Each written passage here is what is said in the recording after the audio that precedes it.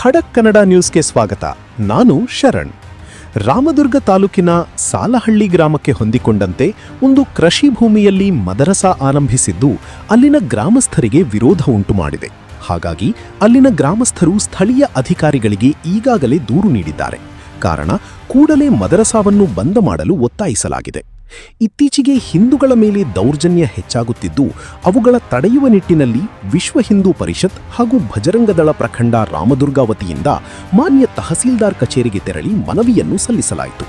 ಖಡಕ್ ಕನ್ನಡ ನ್ಯೂಸ್, ರಾಮದುರ್ಗ.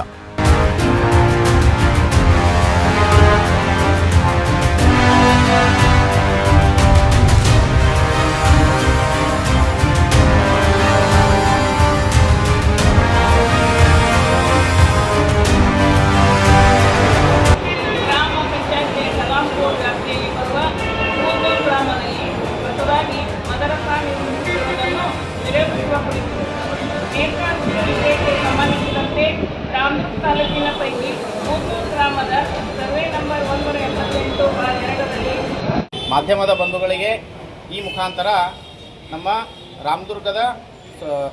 ರಾಮದುರ್ಗದ ಸಾಲಹಳ್ಳಿ ವ್ಯಾಪ್ತಿಯಲ್ಲಿ ಬರ್ತಕ್ಕಂತಹ ಒಂದು ಬೆಳಗಾವಿಗೆ ಹೊಂದಿಕೊಂಡಂತಹ ಕೃಷಿ ಭೂಮಿಯಲ್ಲಿ ಒಂದು ಮದರಸಾವನ್ನು ನಿರ್ಮಾಣ ಮಾಡ್ತಾ ಇದ್ದು, ಆ ಒಂದು ಮದರಸಾವನ್ನು ನಿರ್ಮಾಣ ಮಾಡಲಿಕ್ಕೆ ಗ್ರಾಮಸ್ಥರಿಂದ ತೀವ್ರವಾದಂತಹ ವಿರೋಧದ ಮಧ್ಯೆಯೂ ಸಹ ಸಾಕಷ್ಟು ಜನ, ಸುಮಾರು ಸಾವಿರಾರು ಜನರನ್ನು ಸೇರಿಸಿಕೊಂಡು ಅಲ್ಲಿ ಮದರಸಾ ಪ್ರಾರಂಭ ಮಾಡಲಿಕ್ಕೆ ಅಂತೇಳಿ ಕಾರ್ಯಕ್ರಮವನ್ನು ಮಾಡಲಾಗಿದೆ.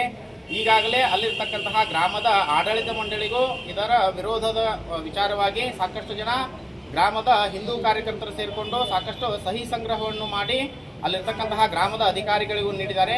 ಇವತ್ತಿನ ದಿವಸ ನಮ್ಮ ರಾಮದುರ್ಗ ಪ್ರಖಂಡ ವಿಶ್ವ ಹಿಂದೂ ಪರಿಷತ್ ಬಜರಂಗದಳದ ವತಿಯಿಂದ ನಮ್ಮ ರಾಮದುರ್ಗದ ಮಾನ್ಯ ತಹಸೀಲ್ದಾರರ ವತಿಯಿಂದ ಸಹ ನಾವೊಂದು ಮನವಿಯನ್ನು ಕೊಟ್ಟಿದ್ದೀವಿ.